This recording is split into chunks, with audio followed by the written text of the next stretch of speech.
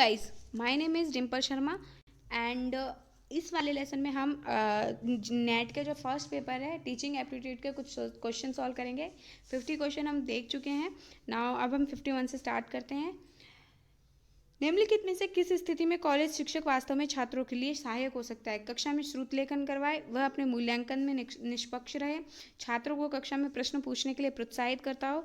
D है कक्षा में पाठ्यक्रम को पूरा करना। तो इसका आंसर जो होगा वो होगा सी, छात्रों को कक्षा में प्रश्न पूछने के लिए प्रोत्साहित करता हो।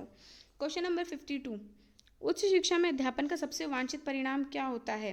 हायर एजुकेशन में, ठीक है। विद्यार्थियों की उपलब्धियों में वृद्धि, विद्यार्थियों की स्वतंत्र सोच के स्तर में वृद्धि, 100% परिणाम, विद्यार्थी किसी विषय को ज़्यादा अभी ध्यान दे। तो इसका जो आंसर है वो होगा बी, 52 का बी होगा, स्तर में, सोच के स्तर में वृद्धि। अब देखते हैं 53, पुस्तकें संचार का एक शक्तिशाली स्रोत है। पुस्तकें संचार का एक शक्तिशाली स्रोत हो सकती है यदि सामान्य सारांश प्रदान करे, पाठ्य सामग्री दृष्टा तो दर्शक है, माध्यम हिंदी है, या यदि पाठ्य सामग्री को अच्छी छाप के माध्यम से प्रस्तुत किया जा सकता है। तो इसका जो आंसर होगा वो होगा ए, ठीक है। 56, छात्र उन शिक्षकों की को अपेक्षाकृत अधिक पसंद करते हैं जो कि कक्षा में सबसे अधिक शुल्क करवाए, परीक्षा से पहले महत्वपूर्ण प्रश्नों की सूची दे, विषय से संबंधित समस्याओं का समाधान करे या स्वयं को अनुशासन में रखे। तो 56 का आंसर है सी, विषय से संबंधित छात्रों की समस्याओं का समाधान करे, ठीक है। टीचिंग, एक बात मैं बता दूं कि टीचिंग एप्टीट्यूड के जो कुछ क्वेश्चंस है वो अपनी कॉमन अंडरस्टैंडिंग से भी सॉल्व किए जा सकते हैं। इसलिए अगर आप एक टीचर की तरह सोचते हैं, टीचर स्टूडेंट क्लास में जो भी कुछ होता है, तो आप इन क्वेश्चन को ईजिली सॉल्व कर सकते हैं, ठीक है। अब आते हैं 57 नंबर क्वेश्चन पे। निम्नलिखित में से शिक्षण का मुख्य उद्देश्य क्या है? शिक्षण का मुख्य उद्देश्य पाठ्यक्रम से संबंधित जानकारी देना, परीक्षा के लिए छात्रों को तैयार करना, छात्रों को रोजगार संबंधी सहायता प्रदान करना, छात्रों की सोच शक्ति को विकसित करना। तो 57 का आंसर है डी, छात्रों की सोच शक्ति को विकसित करना। अब आते हैं 58 पे। 58, उच्च शिक्षा में एक शिक्षक की क्या भूमिका होती है? छात्रों को जानकारी देना, केवल परीक्षा के लिए छात्रों को तैयार करना, या छात्रों को स्वयं सीखने के लिए प्रेरित करना, या छात्रों के बीच प्रतिस्पर्धा को प्रोत्साहित करना। तो जो इसमें देखिए आपको एक जो 3 पॉइंट है, फर्स्ट, थर्ड और फोर्थ, ये तीनों पॉइंट इम्पोर्टेंट है, बट जो सेकंड पॉइंट है कि केवल परीक्षा के लिए छात्रों को तैयार करना, तो ये कोई उद्देश्य नहीं होता, ये कोई भूमिका नहीं होती, ठीक है। तो इसका आंसर हो जाएगा सी, फर्स्ट, थर्ड और फोर्थ। 59 में आते हैं।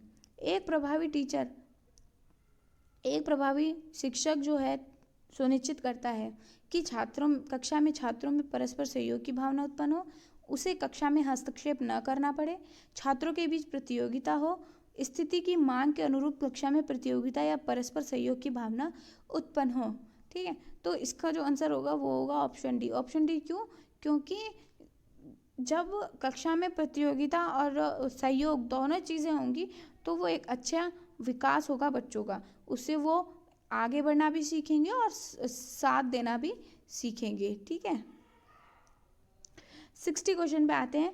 एक नए शिक्षक के लिए सबसे कठिन कार्य अपनी प्राथमिकताएं स्थापित करना होता है। प्राय वह निम्नलिखित में से किससे अपनी कक्षा का आरंभ करना होगा? कक्षा में अनुशासन लागू करके, छात्रों को साथ तालमेल स्थापित करके, छात्रों के साथ मजाक करके, या अपनी योग्यता और व्यक्तित्व के बारे में छात्रों को अवगत करा के। तो इसका जो आंसर होगा वो होगा छात्रों के साथ तालमेल स्थापित करके, ठीक है। 61 पे आते हैं। एक शिक्षक निम्नलिखित में से किस प्रकार की कार्यशैली को अपनाकर छात्रों को घनिष्ठता स्थापित कर सकता है? एक मार्गदर्शन की भूमिका निभाकर सहायता करने के लिए इच्छुक होना, अपने आधिकारिक प्रभुत्व स्थापित करके छात्रों को अपने ज्ञान से प्रभावित करना, या सख्त नियम लागू करके। तो इन चारों में से किससे घनिष्ठता स्थापित कर सकता है? तो इसका आंसर होगा ए, एक मार्गदर्शक की भूमिका निभाकर सहायता करने के लिए इच्छुक होना, क्योंकि एक टीचर को एक छात्र का एक अच्छा मार्गदर्शक के रूप में भी कहा जाता है।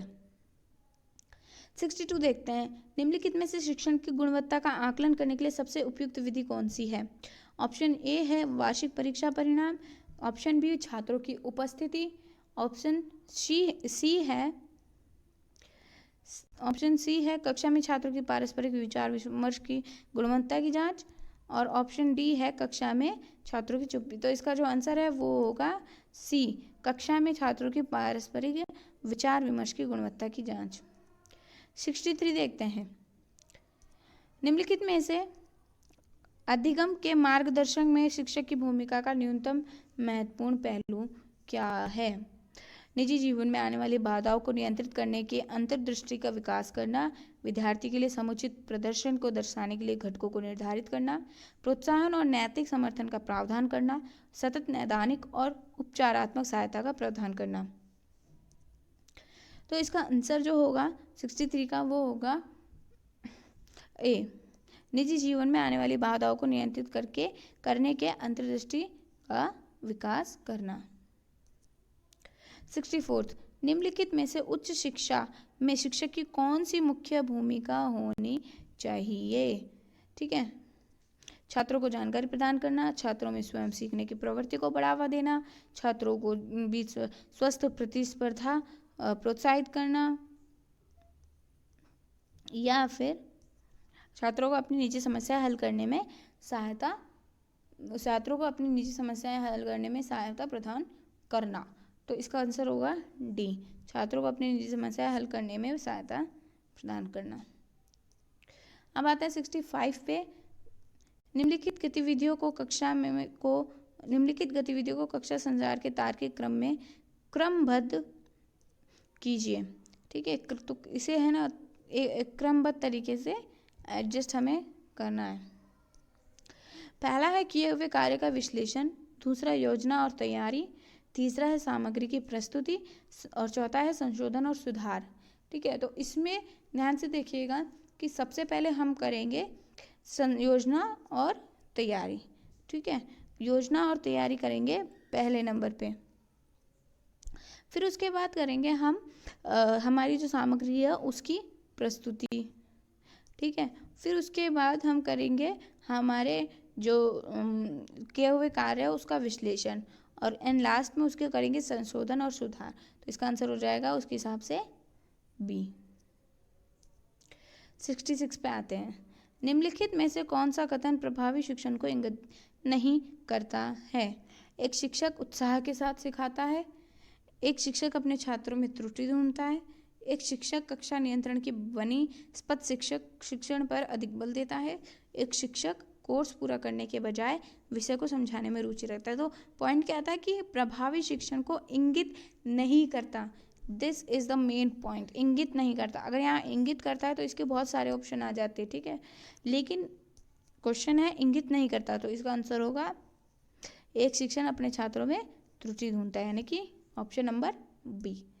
क्वेश्चन 67 पे आते हैं,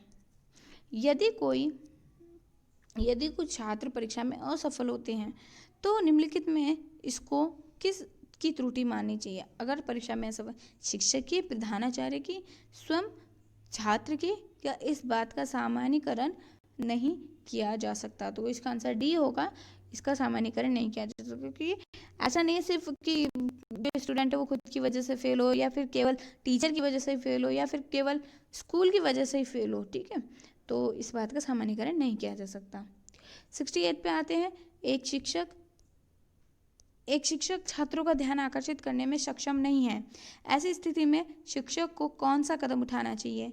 अपने शिक्षण विधि का मूल्यांकन करे और उसमें आवश्यकता अनुसार सुधार करे, पद से इस्तीफा दे देना चाहिए, अपने विद्यार्थी को त्रुटि ढूंढनी चाहिए, या आज्ञापूर्वक ध्यान देने के लिए कहना चाहिए? तो इसका सिंपली आंसर हो जाएगा ए, बिकॉज सबसे पॉजिटिव जो आंसर है वो यही है, क्योंकि पहले वो अपनी विधि का मूल्यांकन करे, उसके अनुसार